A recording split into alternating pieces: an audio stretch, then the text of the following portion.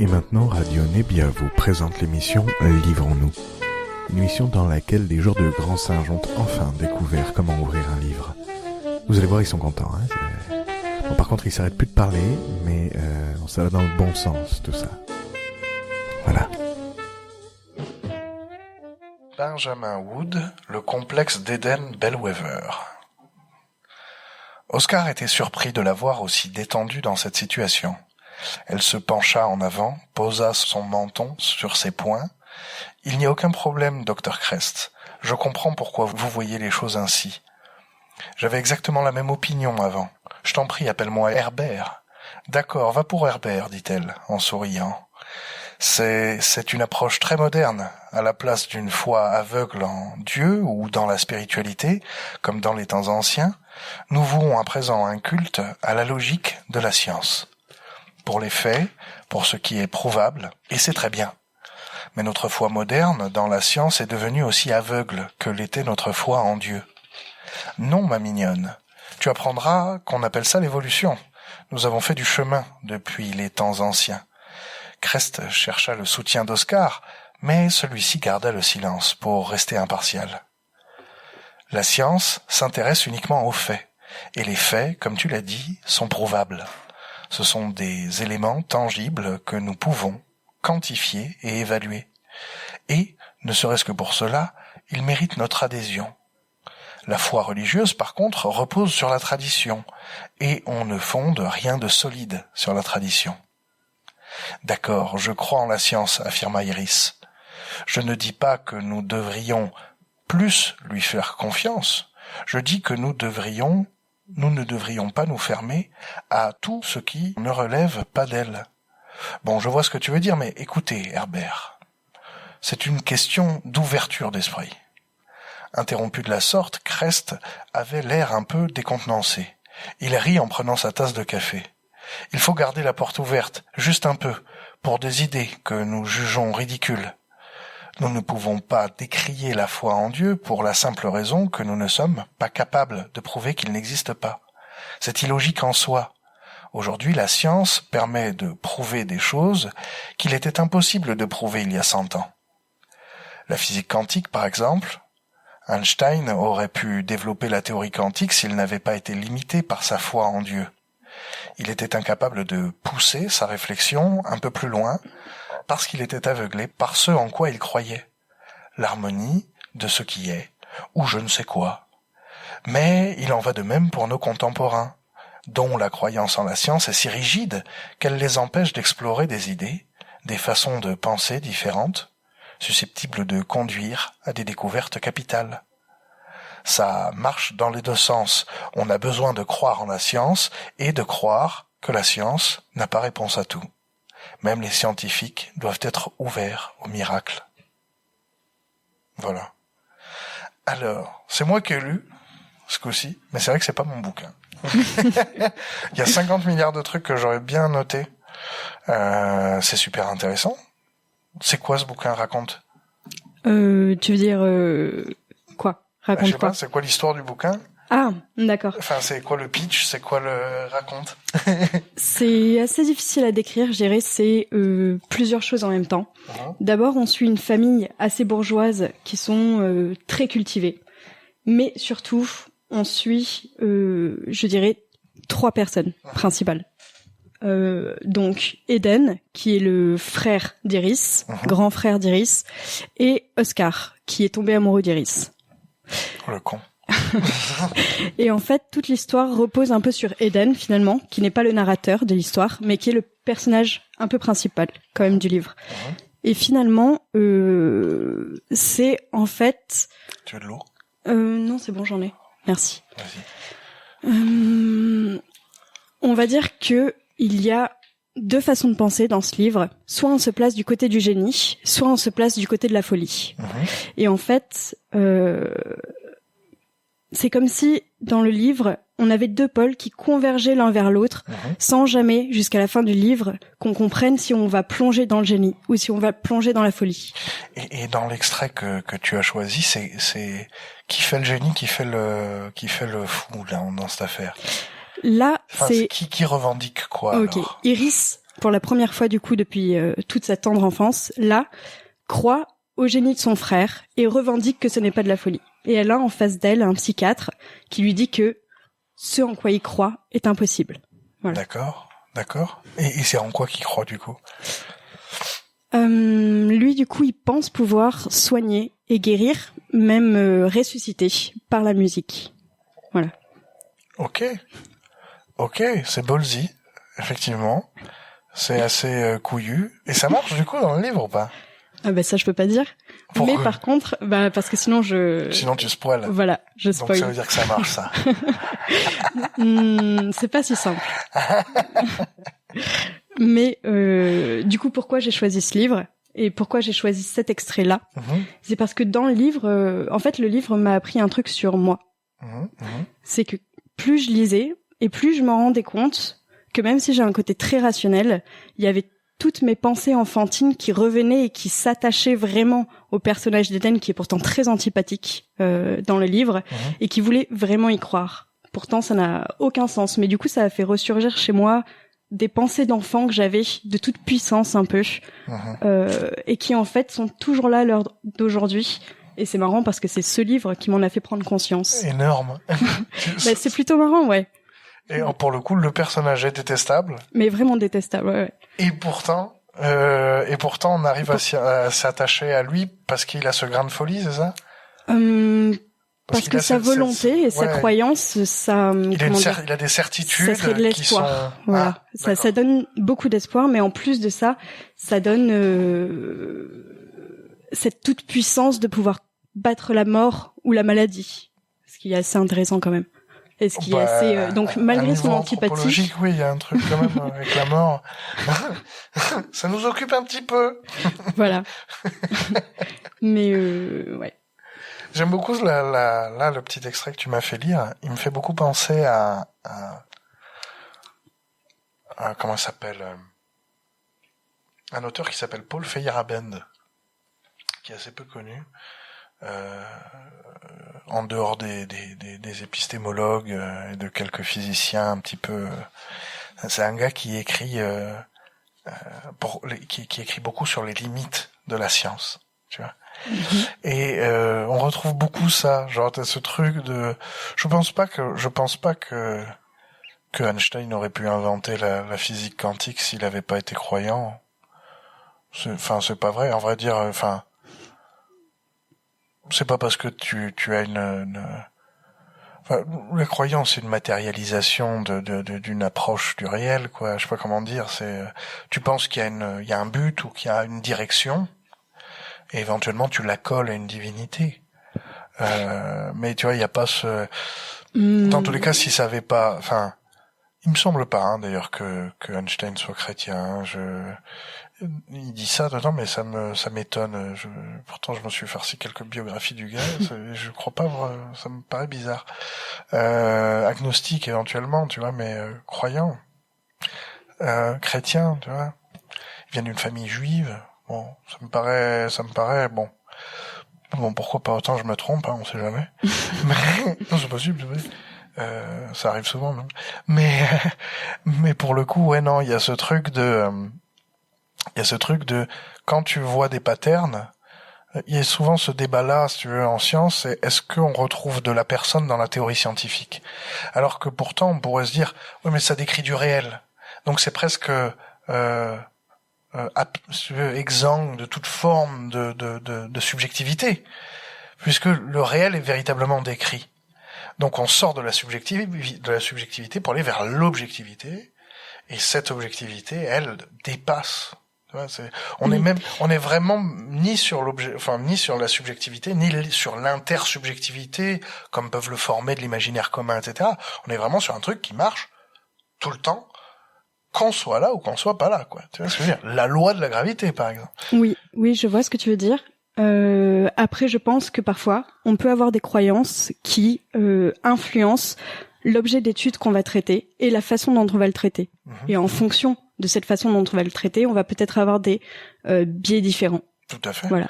Tout à fait. D'ailleurs, pour rester sur Einstein, en vrai, il y en a une tripotée sur laquelle tu peux t'attarder sur ces questions-là, mais à vrai dire, pourquoi est-ce qu'il se pose des questions relatives à la vitesse, à la masse, au temps relatif, au temps bloc, enfin des questions comme ça, notamment autour de 1905, quand il va fournir ce qui deviendra la relativité restreinte.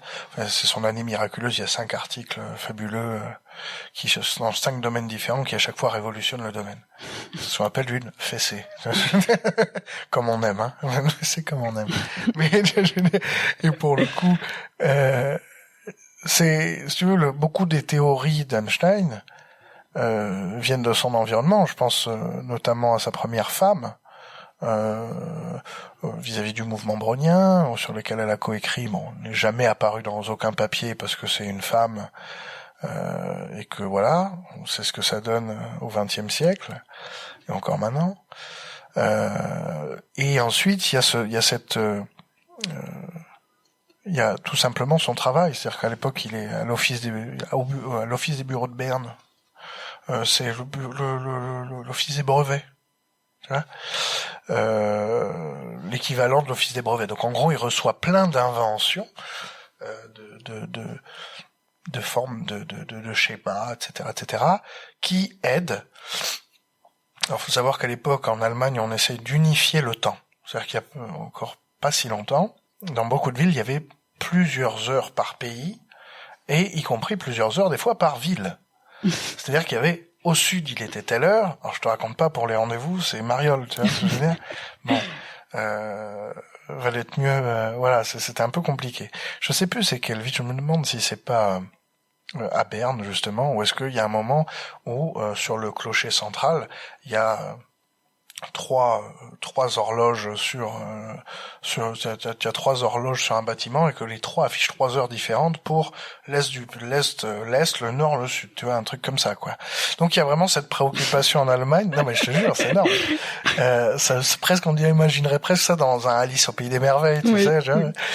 Et pour le coup, voilà, il y a le chancelier allemand qui à l'époque veut unifier le temps, quelque part, sur le territoire pour des raisons même militaires. C'est-à-dire, tout simplement, si on fait des mouvements de troupes, ça va être chiant si chaque gare a sa propre heure, ce qui était le cas, tu vois. Donc, on va essayer d'unifier un petit peu tout ça. Donc, forcément, lui, il reçoit toutes ces questions-là. Donc, à ce moment-là, ça le fait réfléchir, lui, sur ce qu'il reçoit, sur ce à quoi il est confronté. Tu vois. Maintenant, la question qu'on peut se poser, c'est une fois qu'on a dit ça, est-ce que ce qu'il a trouvé, pas qu'est-ce qu'il a cherché, mais ce qu'il a trouvé, est-ce que ça s'émancipe ou pas de sa subjectivité?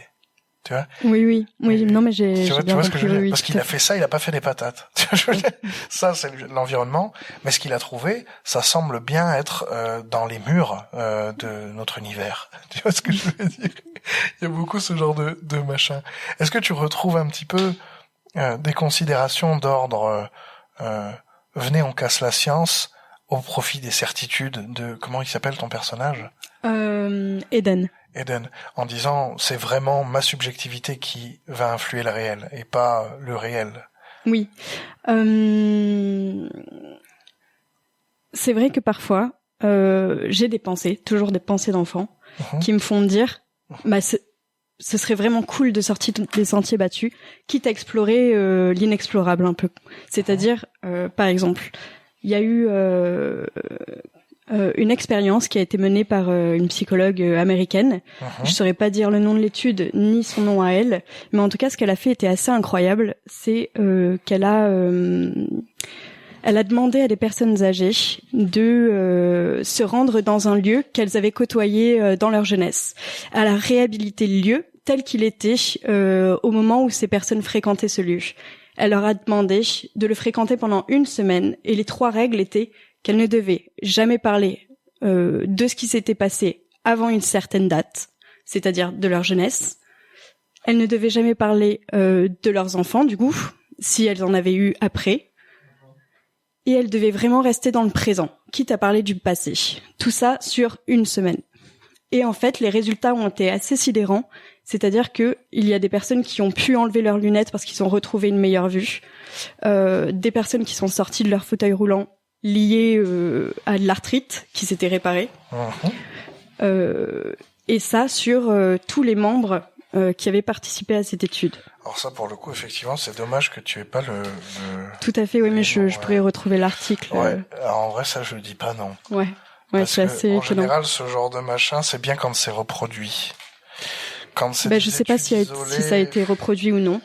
Comment tu en attendant, c'est quand même. Tu vois la... Mais voilà, mais ça c'est aussi science, un de mes biais. C'est aussi un de mes biais, c'est que je m'attache à ce qui peut s'associer à mes croyances. Comme tout le monde. Enfin, mes croyances d'enfant. Oui, parce que j'ai bien conscience en plus qu'elles se détachent d'une rationalité. Tout le monde a ses biais, et je pense celui-là en particulier. C'est-à-dire qu'on a énormément tendance à se confirmer, à chercher ce qui nous confirme. Je dirais pas plutôt ce qui me confirme, je dirais ce qui me fait espérer. Pour moi, c'est un peu différent parce que ce qui me confirmerait, c'est ce qui irait, dans mes croyances. Ce qui te fait éviter la remise en question. Voilà, tout à fait. Mais ça, c'est quelque chose quand même que je n'avoue pas.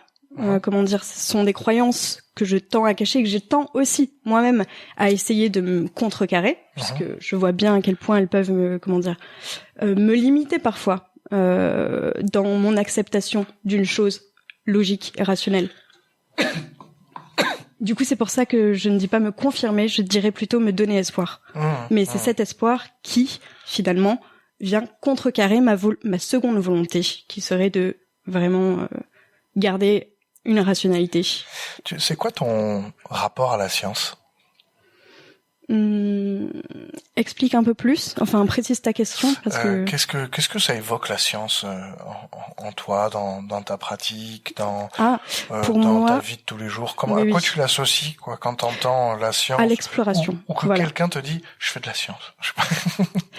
Quand on me dit je fais de la science, j'entends j'explore, je cherche, je recherche. Voilà, je vois un peu un travail presque de spéléologie. Oui, avec le pinceau pour déterrer les connaissances. Oui, ça peut. Et c'est quelque chose que tu vas privilégier ou c'est quelque chose que tu vas disons que tu vas sacrifier au profit de ces aspirations enfantines? Non, en fait, c'est ça en fait, c'est pour ça que ce livre, ne serait-ce que compatibles, c'est une super bonne question, mais c'est pour ça que ce livre m'a profondément dérangée. C'est parce que j'étais divisée en moi. J'avais ce côté rationnel qui me disait bah oui, il est fou. Enfin oui, c'est une folie qu'il faut traiter là parce que ça devient dangereux. Et de l'autre, il y avait ce côté de moi qui me disait mais non, mais si on y croyait, si on fonçait, si on essayait, si Et donc du coup, l'un et l'autre ne se contredisent pas. Paradoxalement, elles vivent toutes les deux à côté l'une de l'autre. Elles coexistent. Ouais, voilà. Dans le même espace. Ça. Après, c'est vrai qu'il y a beaucoup il y a beaucoup de scientifiques qui restent croyants. Il y a beaucoup de gens qui font de la science et que ça les fait devenir croyants. Mais ce qui est marrant dans tout ça, c'est que je n'avais pas conscience moi-même. Et c'est pour ça que ce livre a été assez fractant, J'ai un ami qui maintenant est mort malheureusement, qui était qui travaillait au CNRS. Il avait un labo en biologie, on va dire, en particulièrement en microbiologie du vivant. Bon, il regardait des trucs dans les cellules, quoi, tu vois, grosso modo, ou éventuellement dans les cultures, mais plutôt dans les cellules, et ça l'a énormément conforté dans sa croyance, quoi. Parce qu'il pouvait t'en parler des heures d'à quel point les mécanismes internes d'une cellule étaient proprement, mais d'une complexité folle. Et que, à la fin des fins, ça faisait que tu disais un mot. Et qu'en fait, il y a autant de distance entre ça que, il y a tellement de, si tu veux, l'écart entre les considérations à avoir quand il s'agit d'observer une cellule et observer un humain qui est constitué de ces cellules, c'est-à-dire toutes ces propriétés disons en excès, C'est-à-dire que la somme des parties est plus que les propriétés des éléments qui font cette somme, c'est-à-dire les propriétés émergentes. Ça l'avait conforté dans sa chrétienté, qui était catholique d'ailleurs. On n'était absolument pas d'accord. Je suis parfaitement athée et chiant. J'ai mes croyances aussi, mais je fous la paix à Dieu. Il me fout la paix. On est plutôt on est plutôt. Ce qui est marrant, quoi. Toi, tu as des croyances comme ça. Tu as une appréciation de la religion. Non du tout. Non du tout. Mais par contre, une petite expérience assez marrante quand même, c'est que j'ai travaillé dans un centre bouddhiste en tant que plongeuse. Et du coup, il m'expliquait quand même les théories bouddhistes. Et c'est très perturbant parce que c'est très appuyé sur la science, en fait. Vraiment, dans ce qu'il m'expliquait, c'est une certaine forme du bouddhisme. Du coup, c'est un certain courant du bouddhisme. Et c'était vraiment très, très perturbant de voir à quel point il s'appuyait sur la physique, sur la biologie. Et du coup, c'était sur l'évolution, ouais, ce genre de. Tout à fait, mais encore plus sur la physique. C'est des choses que j'ai beaucoup retrouvées effectivement dans les lettres à l'ashram. J'étais étonné le pragmatisme de Gandhi sur certains points. Je veux dire, ça me rappelait beaucoup. Tu sais, ça fait partie de ces gens qui ils font pas de méta-études comparatives de la taille de l'univers, tu vois. Mais ils ont une espèce d'intuition. Et ces salopards-là, 100 ans ou 200, je crois le meilleur exemple de ça, je trouve, ça doit être Spinoza, je pense. Mais qui ont des intuitions, ils les mettent sur papier, et puis 300 ans plus tard, on invente un truc qui dit, il avait raison depuis le début. Tu vois, et là, tu fais, putain, ouais, effectivement, on est déterminé, effectivement, on est machin. J'avais aussi beaucoup vu ça j'étais assez étonné de voir à quel point la science était promue dans l'islam, parce que forcément on se fait bourrer le crâne par la télé et tout un tas de saloperies obscurantistes comme ça. Mais effectivement, dans le Coran, on promet une place particulière aux scientifiques par cette espèce de petit chemin qui en gros dit Allah fait. Alors ça après il faudrait aller voir plus spécifiquement des théologiens comme Al-Jahiz c'est où il fait le monde. Et après, quand tu regardes un petit peu des intellectuels de l'islam, bon, tu vas trouver des gens qui vont avoir des interprétations qui sont très intelligentes. Par exemple, je pensais à Al-Jahiz, c'est du Darwin avant Darwin, quoi, tu vois, je veux dire. Non, mais c'est abusé parce qu'il dit Dieu est pas la cause de tout.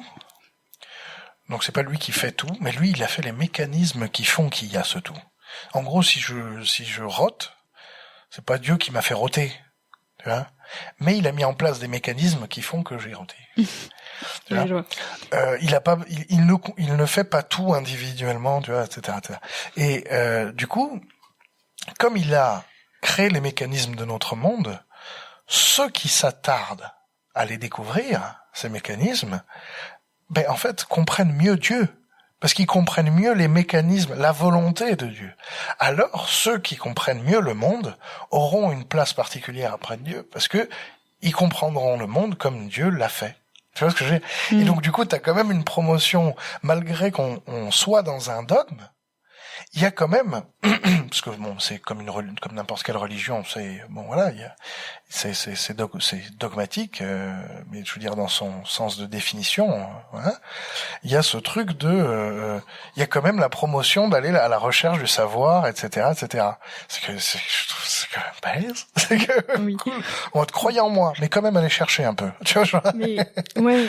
Et ce qui m'a un peu, perturbée dans cette rencontre dans ce centre bouddhiste, c'était que ça m'a perturbée au point que je me dise, mais oui, il faudrait quand même peut-être que je lise du bouddhisme, savoir si je vais me réincarner un jour ou enfin ça m'a ébranlé dans mes croyances ou dans mes non-croyances. Tout simplement dans les systèmes de valeurs que tu avais en place à ce moment-là, quoi. Oui, voilà. Tout bêtement. Oui, c'est souvent ça. Moi, c'est vrai que je me suis beaucoup confronté à la philosophie dans ce but-là. Je me suis confronté aux religions dans la même optique en fait. Moi, je vois rien d'autre qu'une philosophie quand je lis. Bon, maintenant, j'en lis plus, heureusement. Ça prend du temps, c'est long et c'est trop poétique. J'aime pas la poésie et du coup, forcément, voilà. Je dirais, c'est comme mais pareil, c'est un problème que je vais retrouver en philosophie si je lis Ainsi parlait Zarathustra, tu vois. Fais-moi pas chier, quoi. Viens-en, c'est bien, les images et tout, c'est bien. Mais viens, on fait un entre-deux, s'il te plaît. Bon, et c'est vrai que il y a vraiment ce truc de une religion, ça reste une philosophie d'un type éventuellement particulière, peut-être un peu comme il y a les philosophies analytiques, etc. Tu vois, il y aurait la philosophie religieuse, et puis c'est vrai que dedans il y a des prescriptions, comme dans les philosophies, il y a des axiomes, comme dans les philosophies ou dans la mathématique d'ailleurs, et en physique aussi. Alors en physique aussi, en physique aussi, oui, tout à fait. Il y a des axiomes. Tout mouvement rectiligne uniforme équivaut à l'immobilité en termes de référent. Quand tu prends en compte les référentiels, c'est quelque chose qu'on va retrouver dans tous les cas dès qu'on a de la science. Il s'agit à un moment ou à un autre effectivement de se raccrocher à un système de valeurs, à un système théorique. On dit un cadre théorique, à partir duquel lire les événements, ce qu'on observe, quoi. Mais j'ai l'impression que c'est pas très. Alors, je veux pas. Si tu veux, par rapport à ça, c'est la même chose, quelle que soit la croyance ou la science qu'on observe. Mais il y a quand même aussi beaucoup de différences. Notamment, s'il y en avait qu'une à spécifier, c'est la méthode. C'est-à-dire que éventuellement, et d'ailleurs Paul Feyerabend que je citais tout à l'heure le montre bien, au prix de nombreux efforts, et c'est bien chiant et long et dur et tout le monde résiste, mais même en science, disons, le dogme peut changer. Quand il s'agit de croyance, il y a plutôt du séparatisme qui s'opère. C'est-à-dire, il y a l'église catholique, il y a l'église protestante, mais après... il y a les orthodoxes, il y a machin, et même au niveau de l'acquisition de savoir, prier pour acquérir des savoirs ou méditer pour acquérir des savoirs, c'est une manière qui, quelquefois, fait acquérir des savoirs, tout comme faire des rituels chamaniques, etc., etc. La meilleure méthode qu'on ait trouvée, il y a pas à chier, quoi. C'est la méthode scientifique, quoi. Bon, après, il y en a plusieurs, mais tu vois ce que je veux dire. Oui, j'entends. Et c'est ça qui sera la plus grosse différence entre les deux, quoi, j'ai l'impression. Non? Oui. De tout protocoliser et de recueillir les données. Oui, en effet, ça aide à limiter les biais. Ça peut. Mais ne serait-ce que d'en avoir conscience, effectivement, ça peut.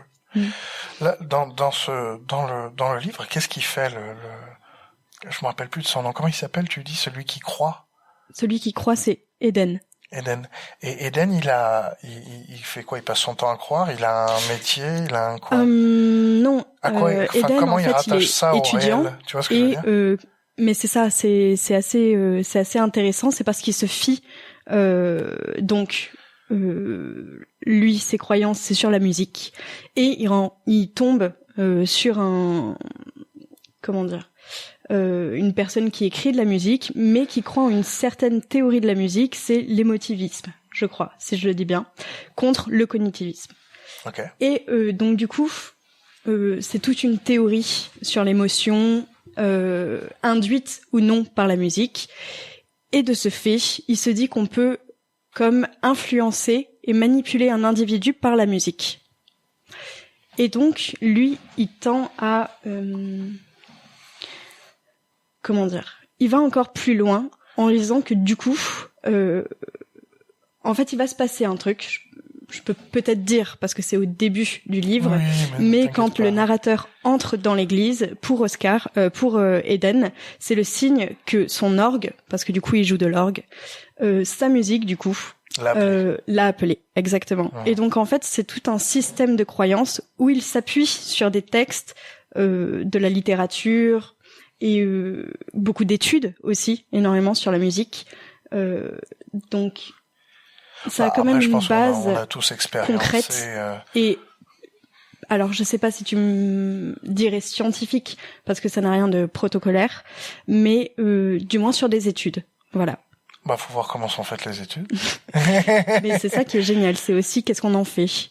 Et lui, du coup, il va prendre ses études et son but pour lui, c'est d'aller dans le sens de ses croyances. Sauf qu'il va très loin dans ses croyances. C'est un peu, tu sais, c'est un des premiers biais qu'on essaye d'éviter en science. C'est quand tu cherches, en fait, c'est un peu le problème parce que, si tu veux, il faut accepter sa subjectivité et dans le même temps réussir à la limiter à un espace assez restreint. Tout bêtement, tout à l'heure on parlait d'Einstein et de sa subjectivité, mais changeons de discipline pour faire plaisir aux sciences humaines. Prenons un historien.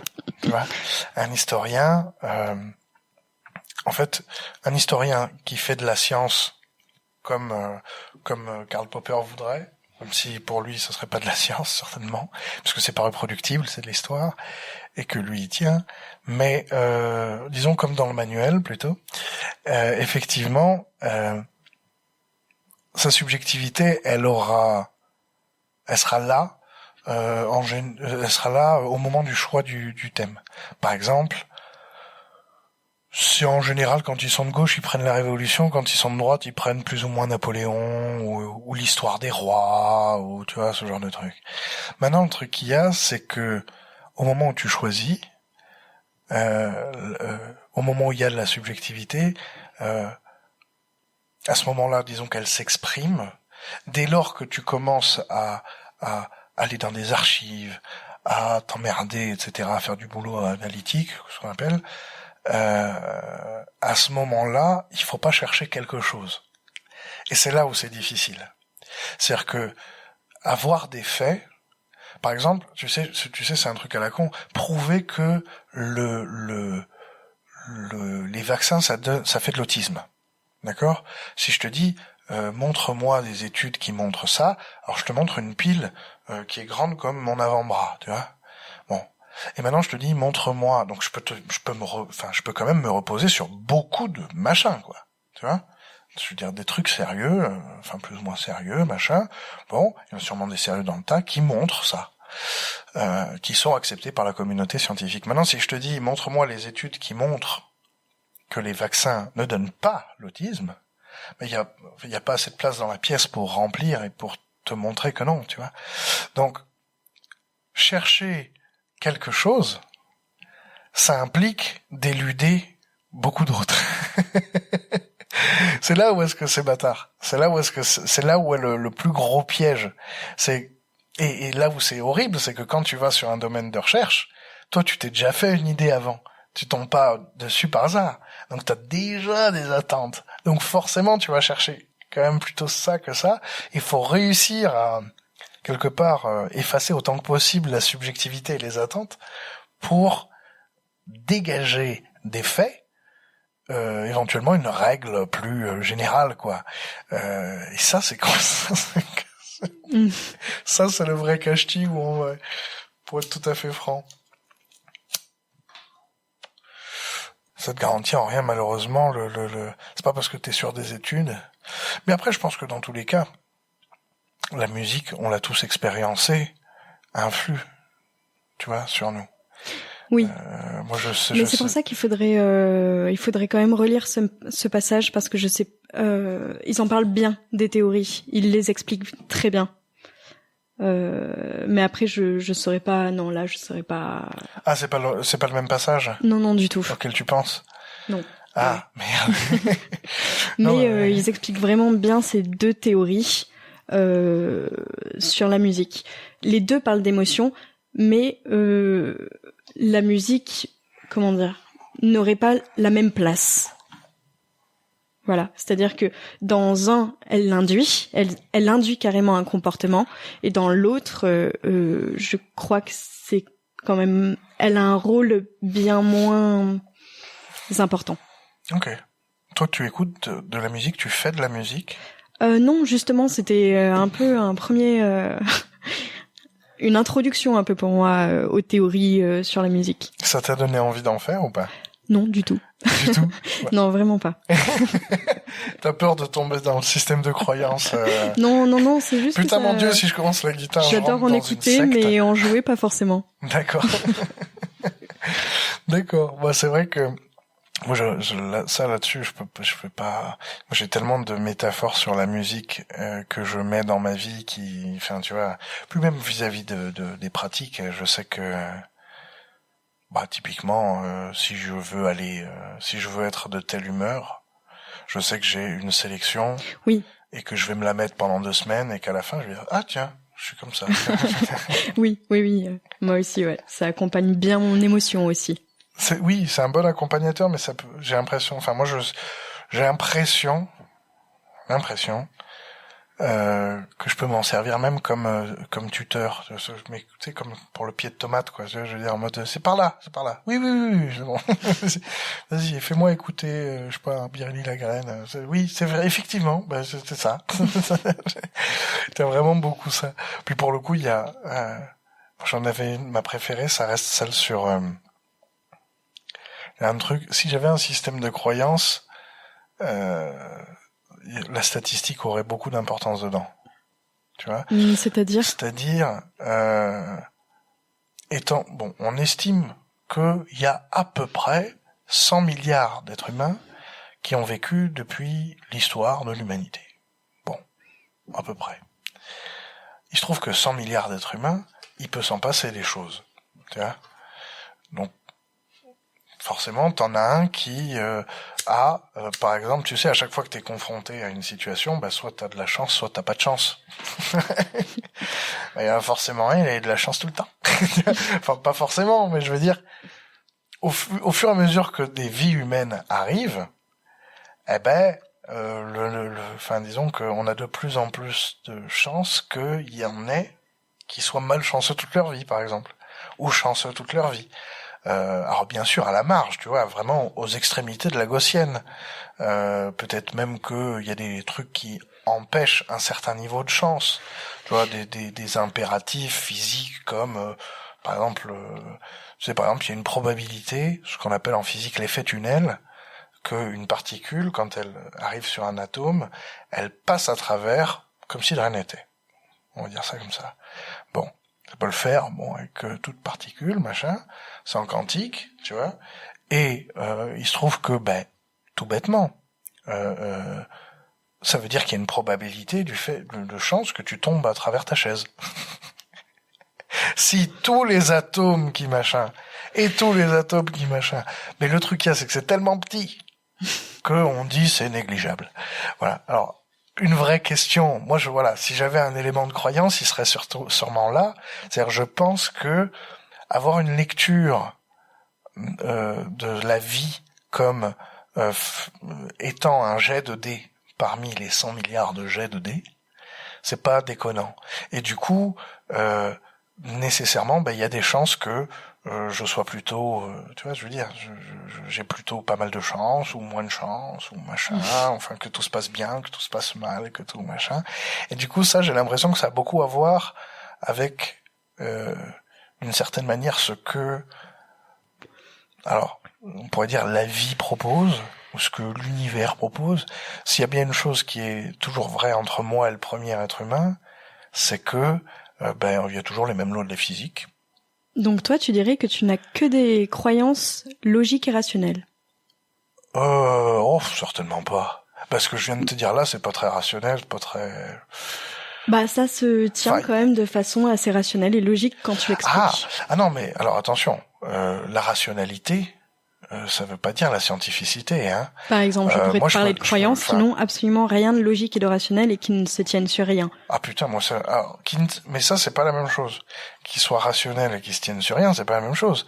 Mais du coup, t'as beaucoup d'études belges qui s'attardent sur la logique et les raisonnements, la rationalité des croyants. Tu vois. et qui se rendent compte que, effectivement, ils ont des logiques qui sont parfaitement logiques, je veux dire, qui sont tout à fait avec des prémices, des conclusions, sans syllogisme trop abusé pour un être humain, tu vois. Ça va pas être plus il y a de gruyère, plus il y a de trou, plus il y a de trou, moins il y a de gruyère, donc plus il y a de gruyère, moins il y a de gruyère, tu vois. Ça reste des trucs quand même assez cohérents, tu vois. Même quand il s'agit de croire en Dieu, hein, c'est pas les croyants sont des gens comme nous. Mais en tout cas, sur le truc de la musique, j'ai l'impression que, mine de rien, il y a quand même un espèce de rythme dans la vie. Oui, tout à fait. En même temps, il en parle aussi. Ah ouais, c'est marrant ça. Pour le coup, mais effectivement, il y a ce truc de rythme. D'ailleurs, soit pour toi, te rejoindre, t'es dans le rythme, et soit t'es pas dans le rythme, et ça fait chier, quoi. Tu vois, pour te rejoindre, il y a des études sur la musique et le rythme cardiaque également. Et c'est marrant parce que c'est Stay Alive. Ouais. Cette musique, du coup, tu la vois comment dire, c'est la musique qu'on écoute pour faire les massages cardiaques. Donc souvent, quand tu prends un défibrillateur, par exemple, dans une ruche, eh bien, il y a cette musique qui t'accompagne, Stay Alive, Stay Alive. Et ce qui est très très marrant, c'est qu'elle s'appelle quand même Stay Alive.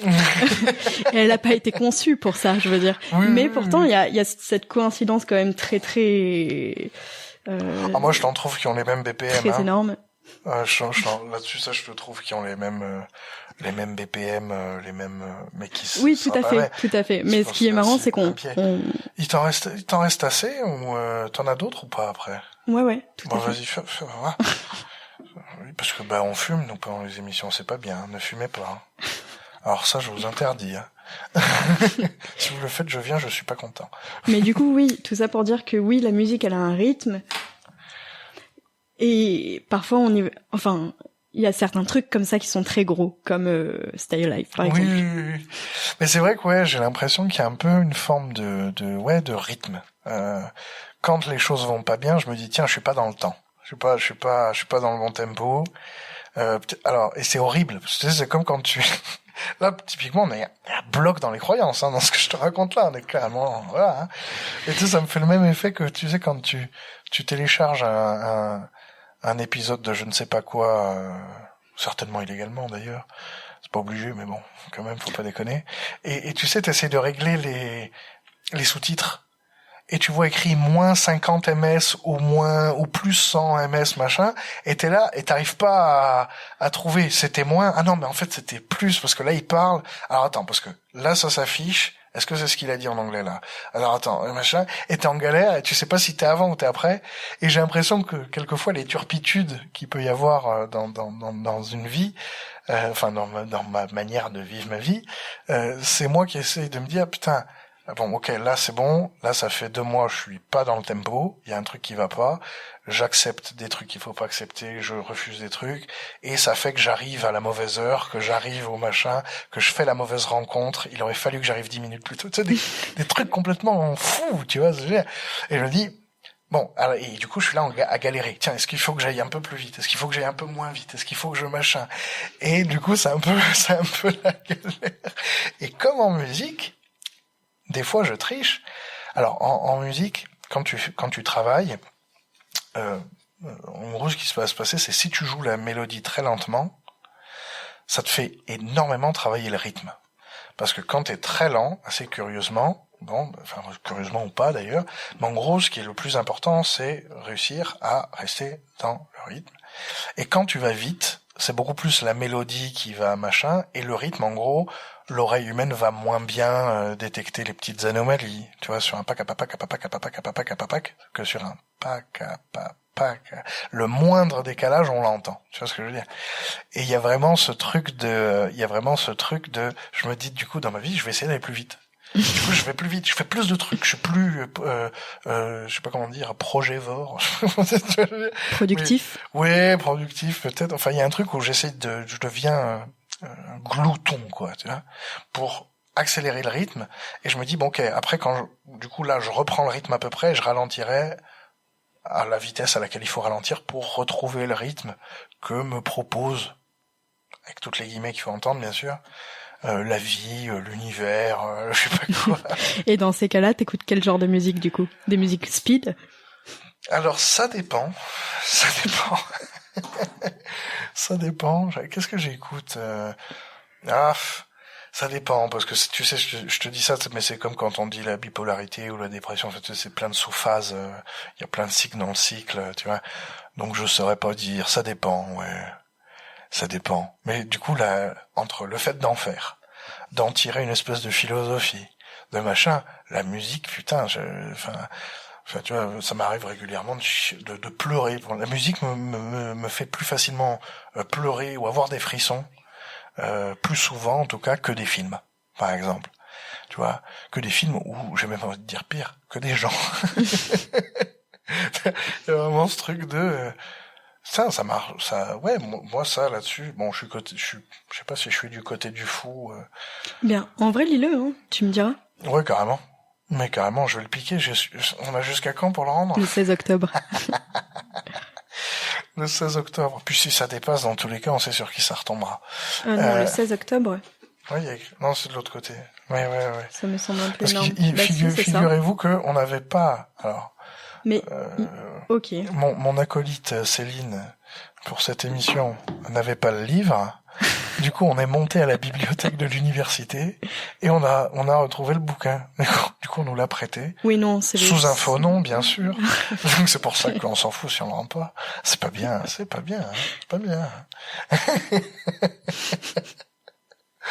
On ne retrouvera pas ici. Comment tu conseilles, comment dire, ah merde, putain, j'ai fait nommer. Comment tu le vois maintenant? À quel âge tu l'as lu, ce machin? Ah ben, il est sorti très récemment, je l'ai lu il y a quelques mois. Ah, d'accord, c'est hyper frais, en fait. Bah, en fait, je me suis remis au roman grâce à lui. Parce que j'en lisais plus du tout, je lisais que des théories, du coup.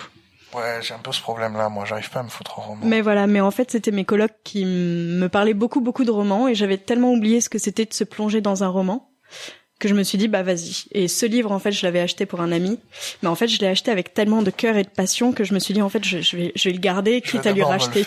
Oui, voilà. Et du coup, je l'ai gardé, je lui ai offert autre chose, je l'ai lu. Donc, c'est il y a 4 mois, je dirais. Ouais, donc du coup, oui, tu t'es encore en train de le digérer, quoi. Non, du tout. Je suis passée à autre chose depuis, mais j'en garde vraiment ce qu'il a éveillé en moi, en fait. Enfin, une autre connaissance de moi-même. Je savais pas que j'étais capable de rapport à la croyance infantile, oui. Comme tu oui, c'est ça. Infantile, pourquoi? Parce c'est des croyances qui peuvent se retrouver chez les enfants. Ce en quoi moi je crois, en tout cas. Ouais, du coup, ça l'émancipe de son caractère infantile. T'es plus une enfant. Bah, j'en garde aussi beaucoup d'aspects. Dont les croyances, d'ailleurs. Ça en fait partie. Ouais, tu attribues les croyances beaucoup à l'enfance, du coup? Certaines croyances que j'attribue à l'enfance, oui. Comme quoi? Je sais pas, ça peut être des croyances soit de toute puissance, à certains moments, dignes de l'enfance, un peu. Comme... Par exemple, je sais pas si ça t'est déjà arrivé de voir un enfant qui croit qu'avec la puissance de ses mains et s'il fait tout pour vraiment mettre toute sa concentration, il va ouvrir les portes du métro et quand elles s'ouvrent, comme par magie, c'est lui qui a réussi à ouvrir les portes du métro. Ça, c'est des croyances enfantines. Voilà, où moi, on est un ça peu beaucoup dans chez les managers. Ils mettent les mains comme ça, ils se concentrent beaucoup et ils se disent il va être heureux de sacrifier sa vie pour moi. Et puis ça marche jamais. C'est un peu des enfants finalement. Bah, sur certains côtés, les happiness managers sont des enfants. Ouais. Mais si je pouvais te donner un style de croyance de toute puissance très infantile que je pense avoir et que j'ai encore, c'est quand j'étais enfant, je me rappelle, j'avais mon petit chaton qui était mort et je me suis dit mais si je l'aime de toutes mes forces, il va survivre. C'est triste. Oui, c'est très triste, mais ça m'a appris... en fait, je pensais vraiment que je n'avais plus ce genre de croyances jusqu'à ce que je lise ça et où je me dis, mais non, mais si, je les ai toujours. Et en fait, je crois toujours que, par exemple, si on donne suffisamment d'amour à un être, il mourira de vieillesse tel qu'il devait mourir, qu'il ne lui arrivera pas d'accident de la vie ou de choses comme ça. Et du coup... Ça, tu vois, c'est des croyances que je trouve très infantines. très enfantines, mais qui sont aussi pourquoi enfantines, c'est parce qu'elles viennent aussi de mon enfance. Je les avais déjà d'enfants. Je pensais quand même avoir grandi un petit peu, mais finalement je me rends compte que pas tellement. Mais peut-être que effectivement, c'est là où est-ce que ça peut être un domaine de recherche. C'est à vrai dire peut-être que aimer des gens sincèrement et en abondance. Mais quelque part, oui. Ça ça leur permet d'avoir une espèce de sécurité. Mais tout à fait, oui. Et je le rationalise comme ça. Je me dis que quelque part, il n'y avait pas tout de faux. Quand on apporte une sécurité autant matérielle qu'affective à un enfant, il grandit parfois de telle sorte qu'il fait attention à lui. Donc, pourquoi pas se dire, et on pousse le bouchon un peu plus loin en se disant que il prendra moins de risques sur la route. Il fera peut-être des choix dans sa vie qui le mèneront à un style de vie. Tu vois, c'est marrant, je pensais plutôt genre à la maladie. Tu vois, mais par oui, exemple, aussi, pourquoi pas. Mais tu vois, moi, j'englobe un peu tout là-dedans. Qui doit gérer ça, machin, d'avoir des gens qui l'aiment autour. N'importe quel toubib te dit que ça joue, quoi. Tu vois ce que je veux dire? Oui. Après, le cancer, pour moi, c'est... Moi, je dis le cancer, mais face à la maladie. Oui. En général, les maladies graves, qui ont des traitements lourds, le gap, c'est très important. Ce qui se passe dans la tronche est très important, quoi, tu vois. Non, c'est vrai. Mais je sais pas si tu as vu la série The Way. Non. Nope. Bon. Vas-y, raconte. Au niveau des croyances, c'est magnifique parce qu'alors ça appelle toutes les croyances infantiles. Et quand tu regardes cette série, je pense que pour l'aimer, il faut être suffisamment connecté à ses croyances, sinon tu trouves ça trop ridicule pour suivre en fait cette série. Ah ouais. Oui, je pense que c'est un bon test. The Way, c'est l'ange originel, mais en anglais donc The, T-H-E, plus loin O-A. Ah mais c'est pas le truc avec t'as un ange, t'as un démon. Non. Et t'as un gamin qui croit des trucs. Il y a pas de. Non, c'est pas ça. Il y a pas de diable donc. Ouais, alors non, c'est pas ça. Non, il y avait un truc comme ça où t'as un gamin qui est en fait l'antéchrist. Ouais. Et qui du coup peut modeler tout le réel à son machin, et qui du coup, comme il est enfant, du coup, chez lui, dans sa ville, c'est la seule ville de toute l'Angleterre où chaque année, l'hiver il neige, l'été il fait beau, et tout est archétypé, y compris dans le climat, parce que il s'attend à ça. Et donc il le désire, et du coup ça. Enfin, ouais. Ça doit être pas mal comme série. Oui, c'est pas mal, mais c'est plus. Il y a très peu d'épisodes, ça a une fin. Comment ça s'appelle ce machin? Et ça s'appelle The O quelque chose aussi, mais je sais plus ce que c'est. Mais ouais. Alors moi, il y avait une série comme ça qui m'a. Où est-ce que je n'ai pu la conseiller à littéralement personne. C'est-à-dire j'ai essayé vite fait sur certaines personnes, mais où est-ce que là il faut vraiment une âme d'enfant et une espèce d'ouverture teubée, mais vraiment bête. Tu vois, je veux dire, c'est trop. Et je vois que c'est trop parce que il y a une seule personne à qui j'ai vraiment pu le machin, et pour te dire, Ange, si tu m'écoutes, c'est un amour, Ange, je l'adore. Mais c'est pas toi, Ange, c'est votre Ange, parce que c'est pas Ange T, parce que il écoute, mais c'est pas toi, c'est l'autre, c'est Ange L. Et lui, en gros, ce fameux Ange, il a beaucoup, il a comme quête dans sa vie de s'ouvrir à tous les aspects tous les aspects de la réalité possible, y compris en prenant des drogues pour essayer de machin, pour comprendre. C'est-à-dire, il a lu le banquet de Platon, sous, je sais pas, 15 substances différentes, pour voir qu'est-ce qu'il en comprenait. Et après, il faisait le débrief, tu vois. Il a une espèce de truc comme ça à s'abuser. Et cette série s'appelle The Midnight Gospel. Et en l'occurrence, c'est un gars qui décide de faire un spacecast. Donc c'est comme un podcast, mais qu'il envoie dans l'espace. Et en gros, il a dans son espèce de petite caravane, il a un truc de simulation dans lequel il peut littéralement être projeté dans des mondes imaginaires, et à chaque fois il fait des interviews de gens. On sait pas bien si c'est des vrais gens, ou si c'est des gens simulés. Mais il leur fait des interviews. Alors la première c'est sur la drogue, mais disons que le dialogue qui se passe n'a absolument rien à voir avec quasiment rien à voir avec ce qu'on voit défiler. Donc typiquement le premier c'est sur la drogue, mais on voit une invasion de zombies. Et il est en train d'interviewer le président des États-Unis. Et du coup, là où ça va reboucler éventuellement avec la perception du réel, et la drogue, c'est que avec bien, en fait, il parle des déviances qui sont liées à la drogue, tout comme des côtés positifs. En fait, dans la vraie vie, c'est un médecin, le gars qui l'interviewe. Mais en fait, c'est des gens dans la vraie vie. Le deuxième, c'est une écrivaine. La dernière, c'est sa mère. Le dernier épisode, qui est morte d'un cancer, donc c'est pas vraiment elle, mais enfin, tu vois, c'est le reconsidère. Et à la fin, ils deviennent zombies. Du coup, ils voient le monde différemment. Et donc, du coup, t'as un espèce de truc qui est complètement, mais chez-père complet. T'as tout un épisode sur le pardon. T'as tout un épisode sur le pardon qui se passe dans le pire des mondes possibles, avec des monstres, des forêts hantées, des trucs comme ça, des horreurs, des têtes coupées, etc. Mais tout parle du pardon.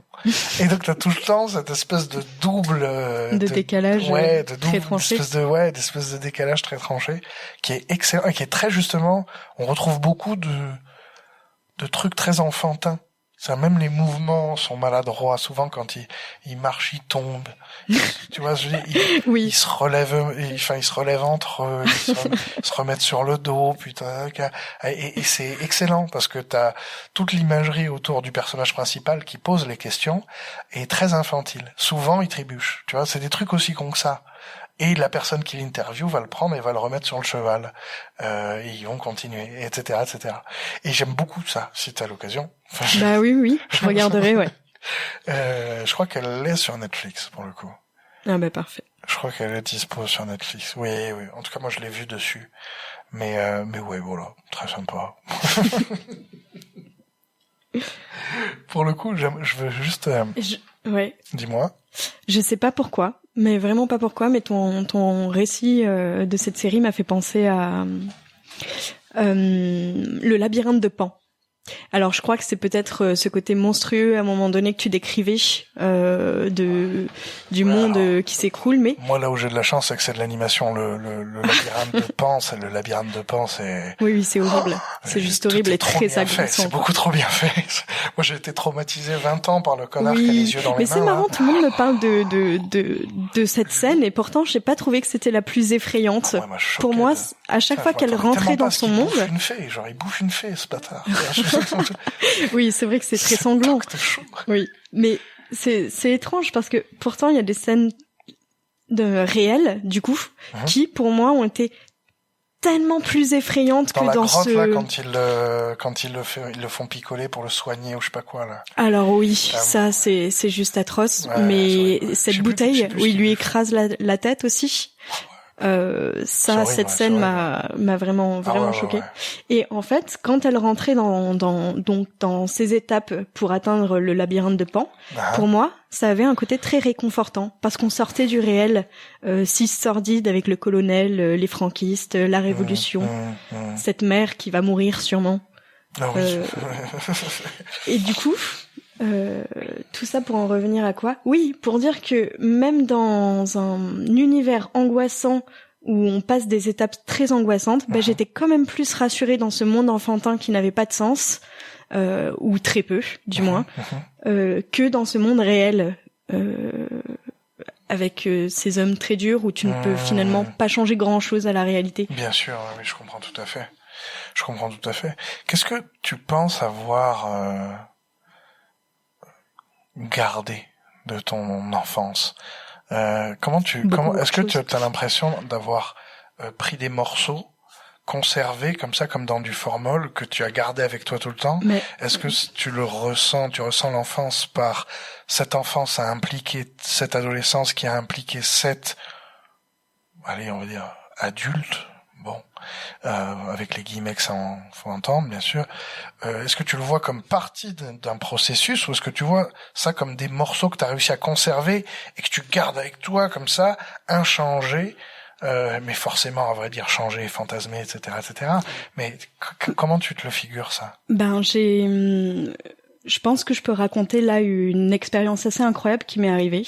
C'est j'étais en train d'étudier et ma grand-mère, pour mon anniversaire, pour mes 18 ans, avait fait tout un espèce de livre avec des photos de mon enfance. Et en le feuilletant, j'avais une photo qui me restait en tête. Vraiment, elle revenait, elle m'harcelait. Du coup, je me suis dit, bon, ça sert plus à rien que je bosse, j'ai tout le temps cette photo en tête, je vais aller ouvrir le livre.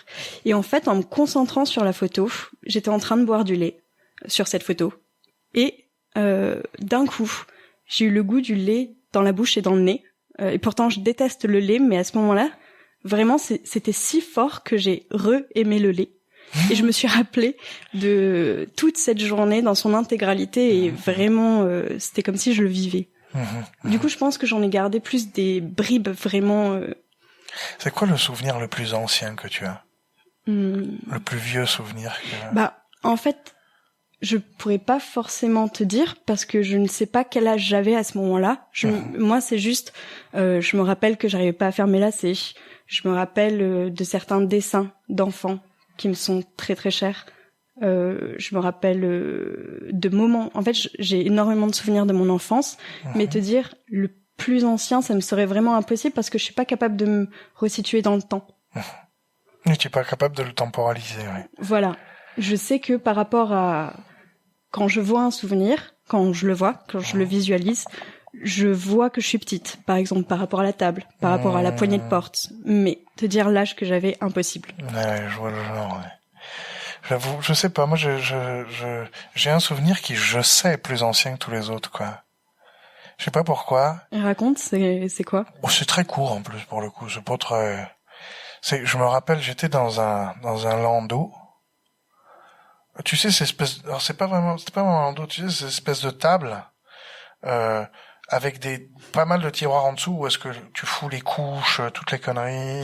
Oui, je vois. Avec des gros tiroirs, et au-dessus t'as presque, on dirait un plan de travail, où est-ce que t'as le gamin qui est posé, alors et hop, tu vois, t'as vraiment l'impression d'un plan de travail.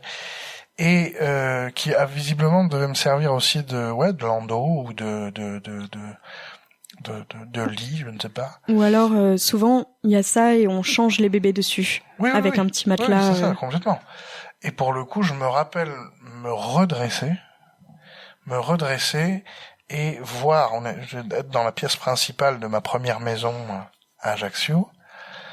Je me rappelle me redresser et apercevoir mon père et ma mère qui se font un câlin à la fenêtre et qui regardent la fenêtre et qui se sont juste dans les bras l'un de l'autre. Ce qui, d'ailleurs, je croise les bras en disant ça, c'est bien si vous avez le visuel, c'est marrant. Ce qui, d'ailleurs, est, je pense, le seul souvenir que j'ai d'eux en bon terme. Oh non, c'est assez triste. Je crois, parce qu'il me semble que assez vite... j'ai que des souvenirs horribles où il se crachait la gueule.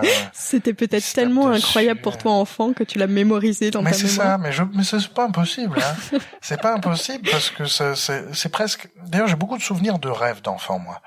Celui-là est marrant parce que il pourrait presque être un rêve onirique. Enfin, être un souvenir onirique, pardon.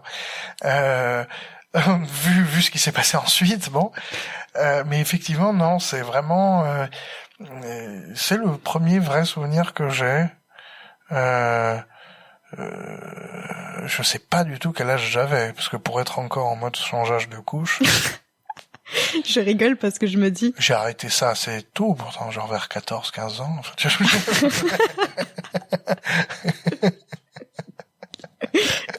tu disais, pardon. Non, mais je rigole, mais je me disais, mais... peut-être que t'étais un peu plus grand parce que pour que tes parents te laissent seul sur une table... Oh, tu sais, un souvenir qui arrive pas très loin après. Et là, pour le coup, je sais à peu près quel âge j'avais. J'avais 6 ans et quelques. J'avais ma petite sœur qui devait avoir 6 mois, 8 mois, quelque chose comme ça. Et on habitait au 7e étage. Et c'était une énième bagarre, bon. Et on descend. Ma mère veut partir de la maison. Plein de cul, se tailler. Et elle laisse ma petite sœur en en disant tu vas payer pour les couches, enfin je sais pas quelle horreur, enfin tu vois des trucs machin.